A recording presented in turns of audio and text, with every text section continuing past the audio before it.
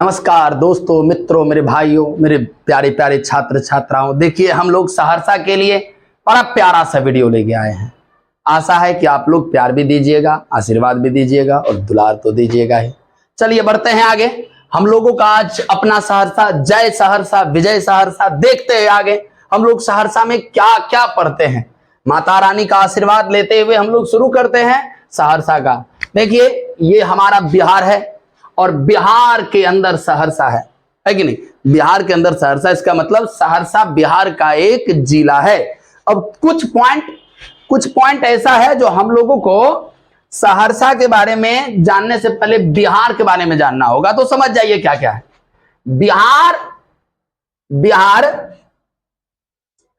पहले बंगाल के साथ था। किसके साथ था? बंगाल के साथ था। जब बंगाल का विभाजन हुआ 1905 में, तो उस टाइम में बिहार इसी का हिस्सा था। उस समय में बिहार अलग नहीं था। याद रखिएगा, कोई पूछेगा कि बंगाल विभाजन के समय बिहार अलग था, कहिएगा नहीं। बिहार अलग कब हुआ वो जान लेते हैं। बिहार अलग हुआ 1912 ईस्वी में। 1911 ईस्वी में राजधानी बनी दिल्ली कोलकाता से, और 1912 ईस्वी में बिहार अलग हुआ। बिहार जब अलग हो रहा था उस समय में इंग्लैंड के राजा थे जॉर्ज पंचम। सारा क्वेश्चन इंपॉर्टेंट है। कोई पूछेगा कि जब बिहार अलग राज्य बन रहा था तो उस समय में इंग्लैंड के राजा कौन थे, ब्रिटेन के राजा कौन थे? तो कहिएगा ब्रिटेन के राजा थे जॉर्ज पंचम। कौन थे? जॉर्ज पंचम। जब जॉर्ज पंचम भारत आए तो भारत आने के बाद सबसे पहले बंगाल विभाजन को वापस लेने की बात कही। तो कोई पूछेगा कि बंगाल विभाजन कब वापस हुआ? तो कहिएगा 1911 ईस्वी में बंगाल विभाजन वापस लिया गया। 1911 में 1911 ईस्वी में ही दिल्ली राजधानी बनी, और 1912 ईस्वी में बिहार एक अलग राज्य बन गया। बिहार एक अलग राज्य बन गया। अब चलते हैं आगे। बिहार में कुल 38 जिले हैं।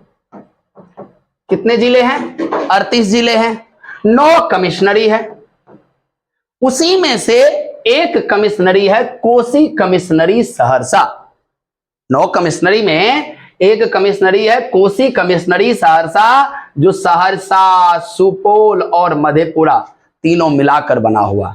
ये जो पार्ट आप देख रहे हैं, ये पार्ट है सहरसा, ये पार्ट हो गया सुपौल, और ये हो गया मधेपुरा। कोई पूछेगा कि सहरसा, सुपौल और मधेपुरा तीनों में सबसे बड़ा एरिया किसका है? तो कह दीजिएगा सुपौल का, उसके बाद सहरसा, फिर उसके बाद मधेपुरा। कोसी कमिश्नरी, टोटल 9 कमिश्नरी में से कोसी कमिश्नरी हम लोगों का कमिश्नरी है। सहरसा कोसी कमिश्नरी के अंतर्गत आता है, जो पहले भागलपुर कमिश्नरी के अंतर्गत था। किसके अंतर्गत? पहले भागलपुर कमिश्नरी के अंतर्गत सहरसा जिला था।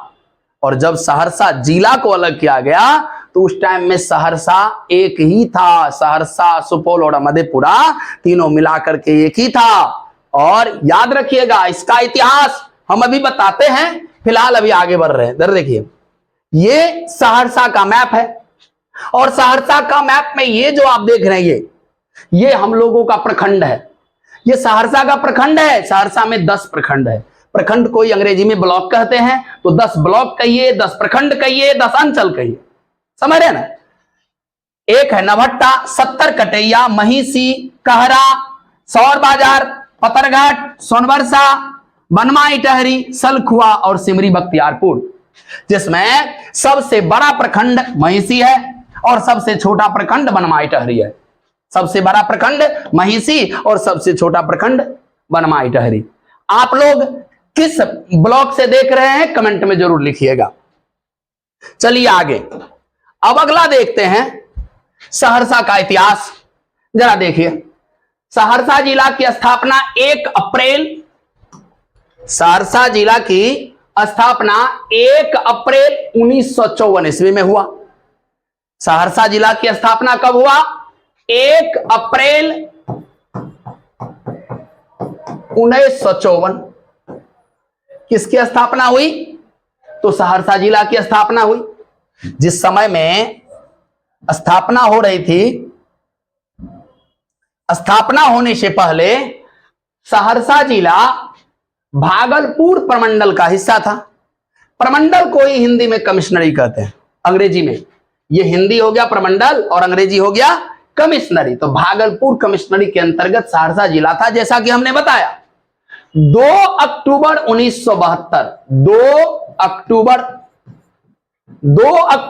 1972 ईस्वी को सहरसा, पूर्णिया और कटिहार, ये तीनों जिला को मिला करके एक नया कमिश्नरी बनाया गया। किसको किसको मिला करके? सहरसा, पूर्णिया और कटिहार को मिला करके एक नया कमिश्नरी बनाया गया, जिसका मुख्यालय सहरसा रखा गया था। ये कब की बात है? 2 अक्टूबर 1972 ईस्वी की बात है। याद रखिएगा, नोट कर लीजिएगा, एग्जाम में आता है। सहरसा जिला में अभी के समय में 2 अनुमंडल है। अनुमंडल को अंग्रेजी में सब डिवीजन कहते हैं। सब डिवीजन कितने हैं? सब डिवीजन तो 2। कोई पूछेगा कि सहरसा में कितना सब डिवीजन है, तो आसानी से कह दीजिएगा 2। कितना? 2। सहरसा में कितने हैं? 2। एक का नाम हो गया सहरसा सदर। सहरसा सदर और एक हो गया सिमरी बख्तियारपुर। सहरसा सदर का मतलब होता है मुख्य सहरसा बाजार। याद रखिएगा, सहरसा बाजार कहरा के अंतर्गत आता है। ब्लॉक कहरा हो गया और अनुमंडल सहरसा सदर हो गया। चलते हैं आगे। हमने अभी तुरंत बताया सहरसा में 10 प्रखंड है। अब प्रखंड कहिए कि अंचल कहिए, बात एक ही है। जिसका प्रधान होता है बीडीओ, जिसको अंचल विकास पदाधिकारी भी कहते हैं और प्रखंड विकास पदाधिकारी भी कहते हैं। ध्यान में रखिएगा, हमारे जिले में मंदिर भी है, मस्जिद भी है और गुरुद्वारे भी है। यानी हमारे जिले में सभी जाति और सभी धर्म के लोग रहते हैं सहरसा जिले में। अब चलते आगे। सहरसा के प्रमुख दर्शनीय स्थल में माता उग्रतारा का मंदिर है, जो महिषी में है। सूर्य मंदिर जो कंधार में है। चंडिका स्थान जो विराटपुर में है। रक्तकाली मंदिर जो मत्स्यगंधा में शामिल है सहरसा में। और इसके साथ साथ अनेक भी है। देवना में महादेव है। देवना नामक जगह पर महादेव है, महादेव का मंदिर है। महेशखुट है, महेशखुट में भी है। उसके बाद मटेश्वर बाबा। आप जब भी सहरसा आइए, मटेश्वर धाम जरूर आइए, बिसहारा थान जरूर जाइए। ये सब हमारे जिले सहरसा जिला का बहुत ही प्रख्यात जगह है, जो कहने की चीज नहीं है, आप आसानी से समझते हैं। और जब आइएगा सहरसा तो माता कात्यायनी का आशीर्वाद जरूर लीजिएगा। चलते हैं आगे। सहरसा जिले में महिषी नामक जगह पर, यह महिषी का नाम प्राचीन इतिहास से जुड़ा हुआ है। ये जो आप महिषी जगह देख रहे हैं, ये महिषी का नाम सहरसा से आज से नहीं, प्राचीन काल से जुड़ा हुआ है। और इस पर सभी लोग विदित हों, जो नहीं हो वो जान लीजिए कि एक महान ऋषि थे जिनका नाम था मंडन मिश्र। ये महिषी की बात है। मंडन मिश्र एक बार क्या किए, तो बड़े विद्वान थे, पूरी दुनिया में उनका चर्चा था। तो एक बार शंकराचार्य टहलते हुए, घूमते हुए जब पूरे देश का दौरा कर रहे थे, देश में सभी धर्म के लोगों से मिले और सनातन को जोड़ रहे थे, तो उस टाइम में उनको पता चला कि मंडन मिश्र हैं जो प्रख्यात विद्वान हैं, तो उनके यहाँ जाने के बारे में सोचे। सबको पता था, जिससे भी पूछते थे सब अकर करके बोलते थे। वैसे भी सहरसा के लोग अकर करके ही बोलते हैं। तो जब पता चला कि भाई इतनी अकरन किस बात की, तो पता चला क्या कि मंडन मिश्र नाम का कोई व्यक्ति पंडित हैं जो महिषी में रहते हैं। और उस गांव की खूबी यह है कि वहां के तोता, वहां के पानी भरने वाली महिला भी संस्कृत में ही बात करती है। और उतना ही नहीं, पूरा सहरसा कमिश्नरी, पूरा सहरसा क्षेत्र किसमें, संस्कृत में ही बात करते हैं। उनको बड़ा चिढ़ हुआ, वो पहुंचे पता लगाने के लिए। उस टाइम में ये मंडन मिश्र जी पूजा पर बैठे हुए थे। और जब पूजा पर बैठे हुए तो आदि शंकराचार्य बोले, अरे हम बर्दाश्त नहीं करेंगे, हम रुकेंगे नहीं, जल्दी उनको बुलाइए, हमें उनसे मिलना है। और जब पूजा खत्म हुई तो दोनों में शास्त्रार्थ हुआ। और शास्त्रार्थ में जब मंडन मिश्र हारने लगे तो उनकी अर्धांगिनी विदुषी भारती, कोई पूछेगा कि मंडन मिश्र की पत्नी का नाम, तो कहिएगा विदुषी भारती। नोट कर लीजिएगा, मंडन मिश्र की पत्नी का नाम विदुषी भारती, महाविद्वती विदुषी थी। विदुषी विद्वान के स्त्रीलिंग को विदुषी कहते हैं, पुल्लिंग विद्वान, स्त्रीलिंग विदुषी, इसीलिए विदुषी उनका नाम नहीं था, उनका नाम था भारती देवी। लेकिन वो विद्वान में स्त्री थी, इसीलिए उसको उनके नाम से पहले विदुषी लगा। और इन्हीं दोनों के नाम से सहरसा को जाना भी जाता है। चलिए आगे। तो जब विदुषी भारती उनसे आकर के मिली तो बोली क्या कि अभी हमारे पति यानी आधे शरीर से आपने शास्त्रार्थ किया है, हमसे तो लड़िए। बाद में शंकराचार्य बोले कि नहीं, हम स्त्री से विद्वता नहीं कर सकते हैं, स्त्री से शास्त्रार्थ नहीं कर सकते हैं। और बाद में महामाया की ऐसी कृपा हुई कि शंकराचार्य को झुकना पड़ा और वो झुक ही गए। और इसी तरह से सहरसा का नाम पूरे दुनिया में रोशन हुआ। अब चलते हैं आगे। सहरसा जिला में महिषी को तो हम लोग समझे कि ये आदि शंकराचार्य और मंडन मिश्र ये दोनों से जुड़े हुए जगह है, तो बड़ा प्रख्यात जगह है। सहरसा में भगवती का तो आशीर्वाद है ही। चलिए आगे बढ़ते हैं। सहरसा जिला का एक बड़ा हिस्सा, हमारे सहरसा के बगल से होते हुए एक नदी निकलती है जिसका नाम है कोसी। कोसी नदी पर वीडियो बनाएंगे, कोसी पर विचार कम करेंगे अभी। फिलहाल जान लीजिए कि कोसी नदी को इसको बिहार का शोक कहा जाता है, बिहार का शोक कहा जाता है, याद रखिएगा।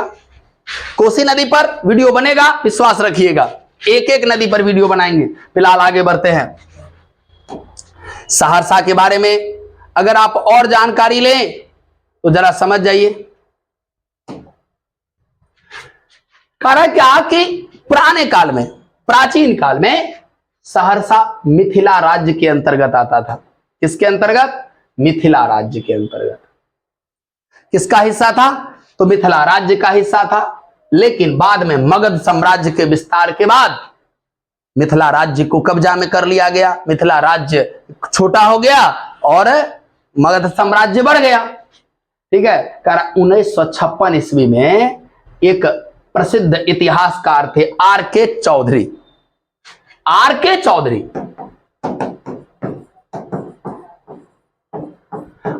चौधरी में के अथी पर क्या हुआ? तो खुदाई हुई। कब खोदा गया? तो 1956। कब? 1956 में खुदाई हुई तो पता चला क्या कि यहां पुराने जमाने के लगभग 3000 साल पुराना सिक्का सब मिला। 2000 साल पुराना सिक्का सब मिला। हाल फिलहाल में भी आप मटेश्वर जाइए, कई सारी मूर्तियां मिली है जो 1000 साल 1500 साल पुरानी मूर्ति सब है। कारण मगध साम्राज्य में एक राजा थे बिंबिसार। उस समय में यहां बौद्ध धर्म का प्रचार भी हुआ, बौद्ध धर्म का प्रभाव सहरसा में बढ़ने लगा। विराटपुर, ये बुढ़ियागढ़ी, बोधन घाट, पितहाई, ये सब मठाई, इस सब जगह पर बौद्ध चिन्ह मिला। जब खुदाई किया तो पता चला कि इस सब जगह पर बौद्ध चिन्ह मिला। 7वीं सदी में जब आदि शंकराचार्य भारत के में भ्रमण करने के लिए निकले तो हिंदू धर्म को पुनः स्थापित करने के लिए लोग से मिले। लोगों को बोले कि भाई हम लोग क्यों भटक रहे हैं, हम लोग एक मिल के रहें, जोड़ के रहें। तो उन्होंने 4 धाम भी बनाया। इस पर वीडियो बनाएंगे। आगे बढ़ते हैं। और जब आदि शंकराचार्य आए थे तो वो सहरसा में कहीं नहीं रुके, वो महिषी गांव में ही जाकर रुके थे, मंडन मिश्र के यहां। और उनको चुनौती भी दिए थे। जब आप आगे की बात करें तो देखिए, सहरसा की जनसंख्या 2011 के जनगणना के अनुसार 1,56,540, लेकिन अभी लगभग 2 लाख के आसपास है। सहरसा की जनसंख्या 1,56,540 था, अभी ये 2 लाख के आसपास है, जिसमें इतना पुरुष और इतनी स्त्री है। साक्षरता दर लगभग 75%, महिला साक्षरता दर 40.1%। याद रखिएगा, एक जीके है बिहार का कि सबसे कम महिला साक्षरता वाला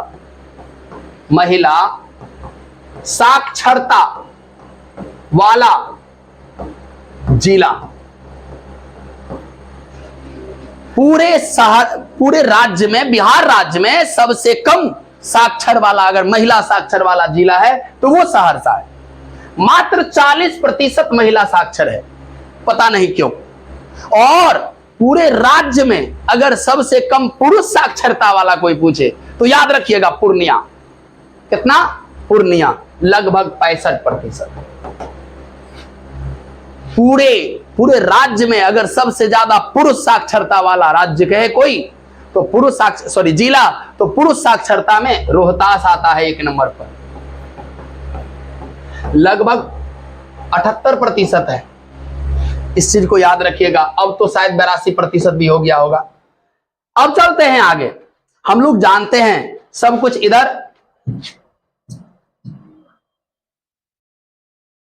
अगर आप सहरसा में जाने तो सहरसा का जिला कोड 19 है।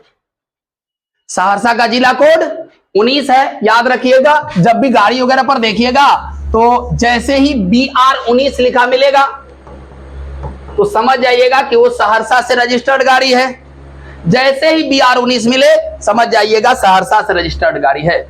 चलिए आगे। ऐसा क्वेश्चन आपसे कोई पूछेगा कि सहरसा जिला का सबसे बड़ा गांव, तो याद रख लीजिएगा सहरसा जिला का सबसे बड़ा गांव बनगांव है। ये वही बनगांव है जहां अभी सहरसा के लाल, कोसी के लाल जय झा पूरे दुनिया में सहरसा का नाम रोशन किया है, कोसी कमिश्नरी का नाम रोशन किया है। ये जय झा सारे गामापा में अव्वल स्थान पर आया है। ये यही बनगांव का है। कोई पूछेगा कि सहरसा में कितने पंचायत है, तो याद रखिएगा कितना ग्राम पंचायत है? 151। कितना पंचायत है? 151। हम लोगों ने पहले ही देख लिया है कि सहरसा में कोई पूछेगा कितना पुलिस थाना है, तो याद रखिएगा सहरसा में पुलिस थाने की संख्या 11 है। एक है सहरसा थाना सदर, बिहरा थाना, बनगांव थाना, सोनबरसा थाना, नवहट्टा थाना, महिषी थाना, उसके बाद सिमरी बख्तियारपुर थाना, सलखुआ थाना, सोर बाजार थाना, बसनही थाना और जलाई थाना। ये 11 थाना है। ये आप देख लीजिए, ये जो आप देख रहे हैं ये सारे के सारे पंचायत है। 151 पंचायत है टोटल। वो 151 पंचायत का लिस्ट आपके सामने में है। वीडियो जूम करके आप लोग पढ़ लीजिएगा और बताइएगा कि आपके आसपास में कौन से ग्राम पंचायत है। इस चीज को कमेंट में लिखिएगा जरूर। चलिए आगे। ये सारे के सारे। अब चलते हैं धार्मिक स्थान। हमने आपको बताया कि अगर कोई पूछे कि सहरसा में धार्मिक स्थान का मामला, तो धार्मिक स्थान में या पर्यटन स्थल में देखिए सबसे पहले तो उग्रतारा स्थान है। उग्रतारा स्थान ये महिषी में है। उसके बाद बाबाजी की कुटी, बाबाजी की कुटी बनगांव में मिलेगा। कहा जाता है कि जब तक आप बाबा जी की कुटी नहीं गए माता के दर्शन का लाभ नहीं मिलेगा, इसीलिए पहले बाबा जी की कुटी जाइए फिर महिषी जाइए भगवती से मिलने। एक है संत बाबा कारू, ये भी महिषी से थोड़ा सा 7 किलोमीटर आगे।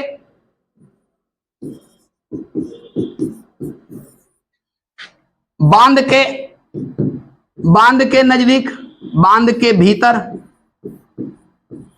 100 मीटर की दूरी पर मिल जाएगा आपको। जी हां, 100 मीटर की दूरी पर मिल जाएगा। इसके साथ साथ मत्स्यगंधा,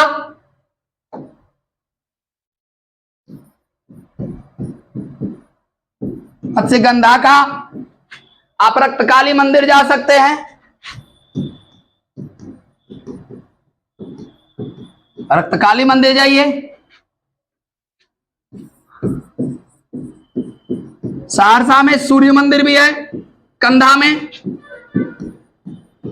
चंडी स्थान है, यह आपको विराटपुर में मिल जाएगा। जयप्रकाश नारायण,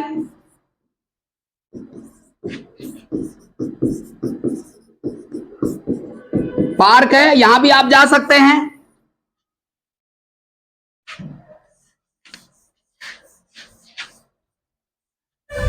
कात्यायनी थान,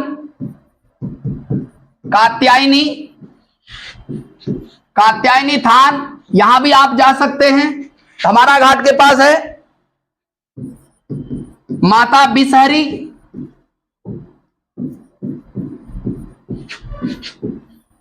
यहां भी जा सकते हैं, माता बिसहरी स्थान है। उसके बाद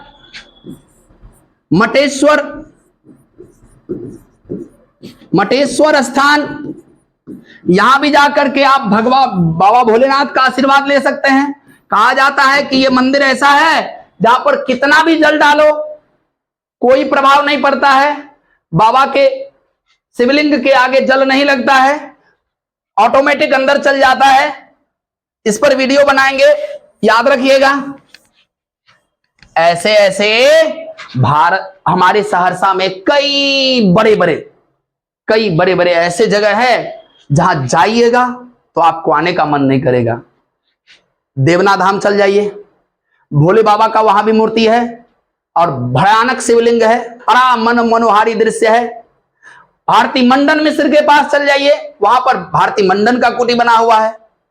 देखिए, एक दर्शन हम आपको कराते हैं। यह उग्रतारा स्थान है, यह उग्रतारा स्थान महिषी में है। यह देखिए, यह भगवती की मूर्ति है, ये भगवती की मूर्ति है। इनका आशीर्वाद लेकर के सहरसा के लोग कहां से कहां पहुंच गए। आज जय झा अगर आगे बढ़ा है तो इन्हीं के आशीर्वाद से बढ़ा है। सहरसा के लोगों की कुल देवी है ये, ग्राम देवता है ये, इसीलिए बिना इसके आशीर्वाद से कुछ नहीं हो सकता है। शक्ति पुराण के अनुसार कहा जाता है कि जब महामाया सती के मृत शरीर को लेकर शिवजी जा रहे थे, ठीक है, और ब्रह्मांड में घूम रहे थे पागल की तरह, तो उस समय में प्रलय की आशंका को देख करके कि महादेव प्रलय न ला दे, भगवान विष्णु अपना सुदर्शन चक्र फेंके और महामाया सती की 52 टुकड़ी बना दिए। कितनी टुकड़ी? 52 टुकड़ी। कि इतना टुकड़ा अगर बना दें तो बाबा समेट ही नहीं पाएंगे, तो उनका क्रोध शांत हो जाएगा, उनकी पागलपन शांत हो जाएगी। वैसे बाबा तो ऑर्डर दानी है, अगर उनका वश हो तो वो कुछ भी कर सकते हैं। जब हलाहल विष पी गए तो बात ही क्या। तो उसी में से, उसी 52 टुकड़ी में से ये भगवती जो है, ये भगवती का बायां आंख, उसी सती के 52 टुकड़ी में से बायां आंख यही महिषी के धरती पर गिरा, और जहां गिरा वहीं पर मंदिर बनाया गया। बायां आंख, याद रखिएगा, कौन सा आंख? बायां आंख। इस मंदिर की स्थापना 1735 ईस्वी में। कब कब 1735 ईस्वी में महारानी पद्मावती, याद रखिएगा, कौन? महारानी पद्मावती। इन्होंने क्या किया? बड़े भव्य से इस मंदिर को बनाया। कब? 1735 ईस्वी में। और उस दिन से यह मंदिर अभी भी है, और जब तक सूरज चांद रहेगा यह मंदिर रहेगा। ना मुगल कुछ कर पाया, ना अंग्रेज कुछ कर पाया, यह मंदिर जस का तस है। इस मंदिर की एक बड़ी खासियत है, देखिए हम आपको बता रहे हैं। ये देखिए, ये देखिए, ये मंदिर का गेट है।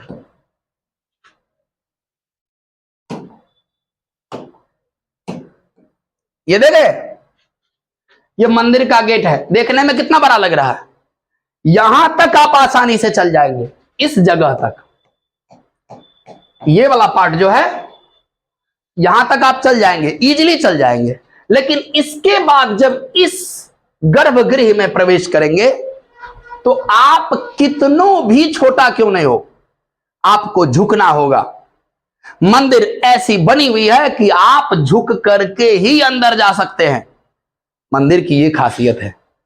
और जो भगवती के सामने में नहीं झुके, उसके साथ अनहोनी भी होता है। वैसे महामाया के सामने में झुकने में हम आपको क्या, ये देखिए, ये बलि प्रदान की सूढ़ बनी हुई है। यहां पर दिन प्रतिदिन छाग बलि होते रहता है। यहां पर एक पाड़ा का भी सूढ़ बना हुआ है। ये लोग ढक लिए हैं, अब पता नहीं क्यों ढके हुए हैं।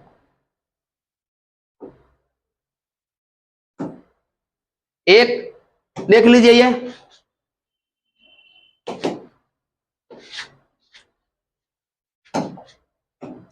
ये यहां देखिए कितना सारा घंटा लगा हुआ है। बड़ा लग रहा है, ये बहुत बड़ा है, ये बहुत बड़ा है, ये बहुत बड़ा है। अरे भाई, ये बड़ा नहीं है, एक बड़ा घंटा इस पर लगा हुआ है। ये देख रहे, ये एक पिल्लर यहां है, एक यहां डंडा दिया हुआ है मोटा सा, और एक उधर से पिल्लर है, और उसमें लगभग 3 टन का घंटा लटका हुआ है। जब एक आवाज निकलती है इससे, पूरा महिषी जाग जाता है। ये घंटा है, 3 टन का घंटा लगा हुआ है। आप जाइए, ये मत समझिएगा कि यही तो भगवती है। यहां लगभग 300 देवी देवता का मूर्ति है, लगभग 300। यहां जाइए, 300 देवी देवता का आप दर्शन कर सकते हैं। इसके साथ यहां के महात्मा लोग, इसमें एक है मोहन झा करके,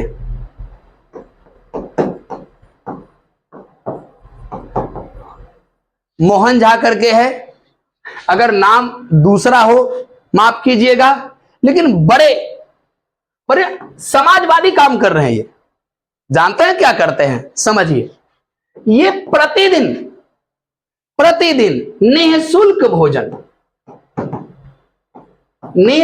भोजन कराते हैं, बिना कोई पैसा लिए, और जितना मर्जी उतना भोजन कर सकते हैं। यदि 100 लोग भी आ जाए तो भी भंडार नहीं घटता है। अगर 5000 लोग आ जाए तो भी भंडार नहीं घटता है। चाहे वहां 30,000 लोग क्यों ना पहुंच जाए, फिर भी भंडार नहीं घटता है। बड़े प्यार से, बड़े एकदम सुंदर से, बड़े आत्म भाव से भोजन कराते हैं, और बदले में कोई शुल्क भी नहीं लेते हैं। आपको मन हुआ तो उनको आशीर्वाद के रूप में वहां पर एक दान पेटी बना हुआ है, उसमें गिराइए, और नहीं तो कोई दिक्कत नहीं। ऐसे ऐसे जगह है हमारे जगह। और जब यहां जाइएगा तो यहां से मात्र 100 मीटर की दूरी पर भारती मंडन का आश्रम है, वहां जाइएगा तो उनका दर्शन जरूर कीजिएगा। ये तो एक हुआ। हम इस तरह से मत्स्यगंधा के बारे में भी बताएंगे। इसी तरह हम लोग सूर्य मंदिर पर भी बात करेंगे। इसी तरह सहरसा के सारे पर्यटन स्थल पर विचार करेंगे।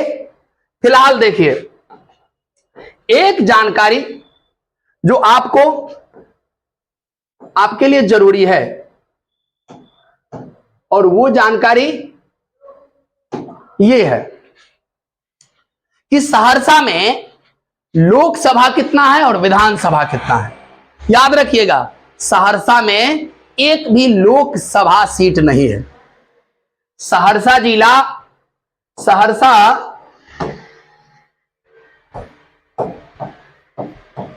सहरसा मधेपुरा के अंतर्गत आता है।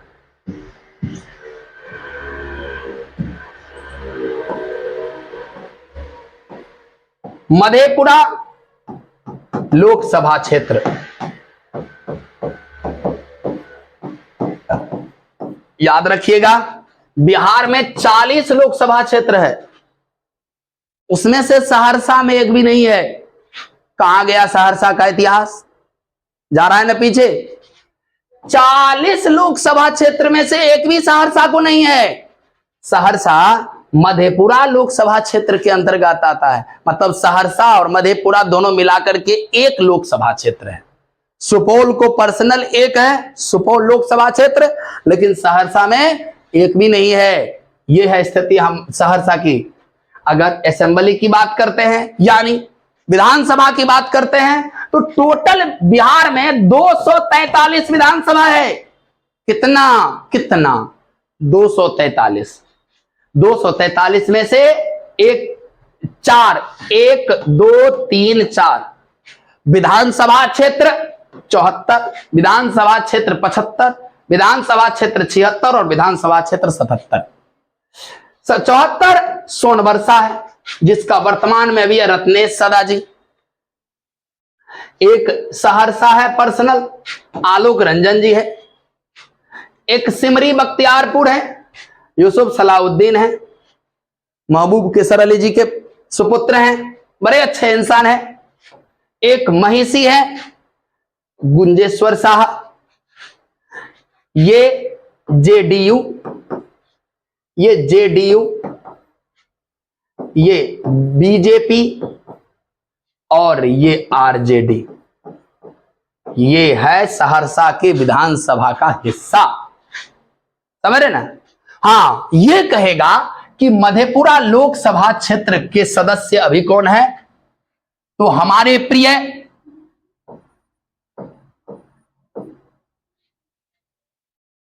दिनेश चंद्र यादव जी।